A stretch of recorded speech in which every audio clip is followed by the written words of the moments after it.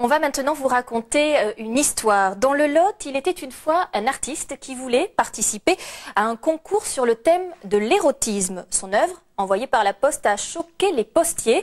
Aujourd'hui, il risque la prison et une forte amende. Stéphanie Bousquet et Luc Tazelmati vous continuent le récit. Voici la fameuse carte postale, un photomontage qui fait couler beaucoup d'encre et que son auteur, Philippe Pissier, n'est pas prêt d'oublier. En juillet dernier, cet artiste plasticien a été auditionné et perquisitionné par la gendarmerie de Cahors. Ces photos, envoyées pour une exposition de mail art en Allemagne sur l'érotisme, sont jugées trop posées par la justice.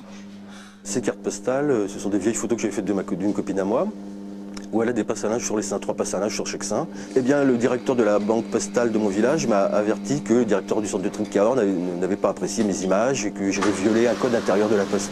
C'est ici que tout a commencé, au centre de tri de Cahors. Choqués par ces images, des postiers font un signalement à la gendarmerie.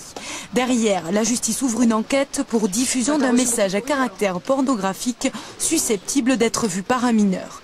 Depuis, le tribunal de Cahors a saisi les cartes postales et joue les grandes muettes. Ce qui me choque, c'est le côté tout à fait arbitraire de la procédure à mon encontre, quoi.